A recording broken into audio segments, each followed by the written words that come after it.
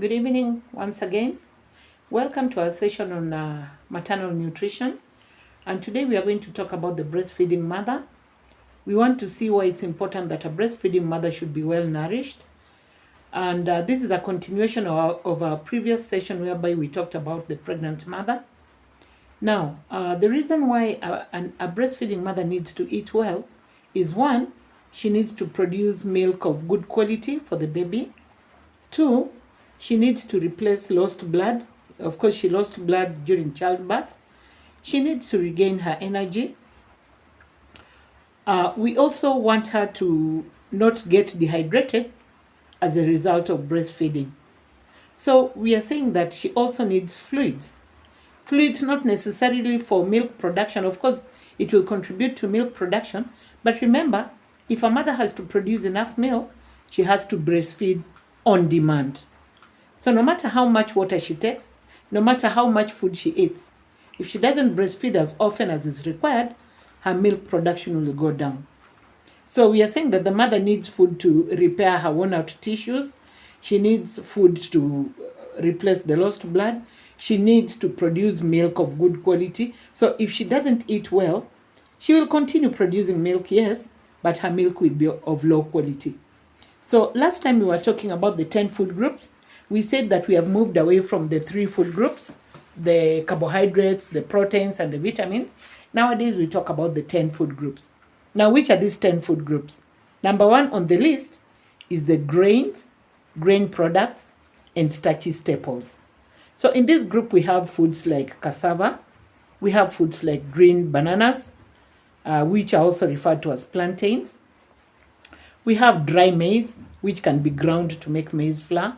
We have millet, we have sorghum, we have arrowroots, and many other foods which will fall into this group. We have rice, we have chapati or wheat products. Then number 2, we have the pulses. Pulses contains things like beans, soya, and all dry pulses. For example, you may have green peas, but when they're dried up, they become proteins. So those are examples of the legumes, the pulses, which contains the legumes also. Then we have the third group, which is nuts and seeds. And nuts and seeds contain things like groundnuts, things like cashew nuts, for those people who come from areas with cashew nuts. We have the simsim. We have pumpkin seeds, which are dried and then roasted. We have pawpaw seeds. We have the melon seeds. All these fall in the group of nuts and seeds. Then we have the dairy products. This includes all types of milk, yogurt, fresh milk, and all milk from all animals. Then we have the eggs group. That's our 5th group. Then we have the meat, poultry, and fish. All those 3 items are in one group. Then we have the dark green leafy vegetables. The dark green leafy vegetables, these are the vegetables that provide folic, and they also provide a lot of iron. This group includes foods like pumpkin leaves. Luyas know vegetables called sucha and saga. I believe one of them is called the black nightshade in English. Then we have the spinach, we have sukuma wiki, we have the cowpea leaves, we have the amaranth, what people might refer to as terere or mchicha. So all those dark green leafy vegetables are good sources of iron, as well as good sources of folic for the mother and for those nutrients to be passed in the milk to the baby. Then we have our seventh group, which is the other vitamin A rich fruits and vegetables. These are vegetables that have vitamin A, but they're not very rich. So the other fruits which may be having small quantities of vitamin A are like bananas. Remember, bananas look yellow on the outside, but when you peel, it is kind of white. That's why it's referred to as other vitamin A rich fruits. Then we have oranges. They're orange in color, but when you peel them, inside they're not orange. They have some yellowish tint. We have pawpaws, which are not really yellow on the flesh, but on the outside they look yellow. So these are just examples of fruits which have small quantities of vitamin A. Then we have what we call the other vegetables. Which are these other vegetables? Things like green pepper or the hoho. We have cabbages, we have onions, we have tomatoes, we have the garlic. Name all those things like biringanya. We have the cucumbers. All those fall in the group of other vegetables. We have green maize. Green maize is a vegetable. It's not a cereal. It's not a grain. It is a vegetable. So all those are in that group. Then lastly, we have other fruits. Other fruits are those that are not very rich in vitamin A. We have things like avocados. We have things like lemons. We have things like passion fruits. So all those other fruits like zambaraus, those fall in the group of other fruits.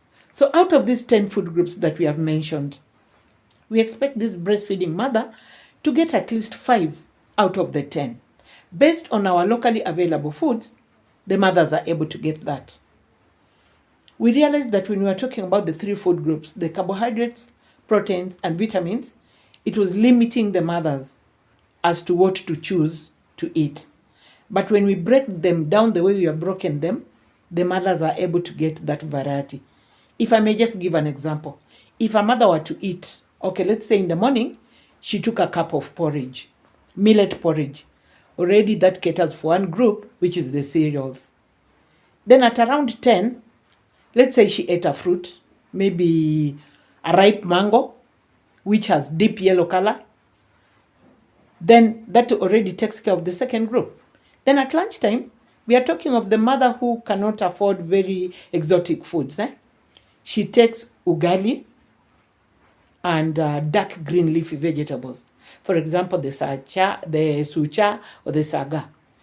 She has already taken care of the other vitamin A rich vegetables.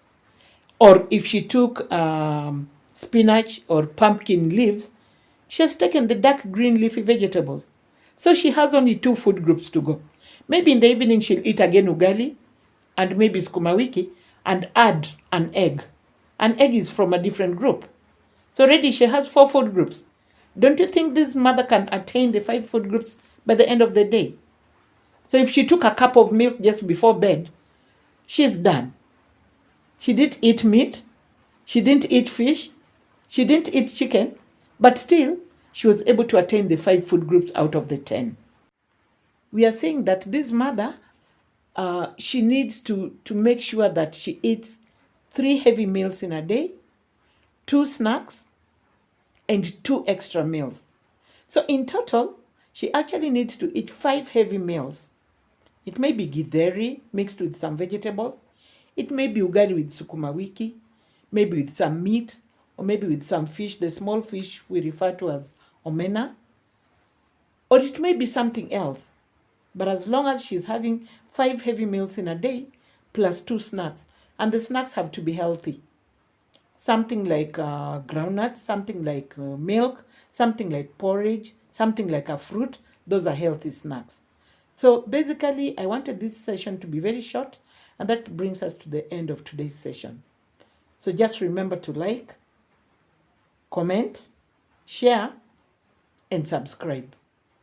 Thank you. Until our next session.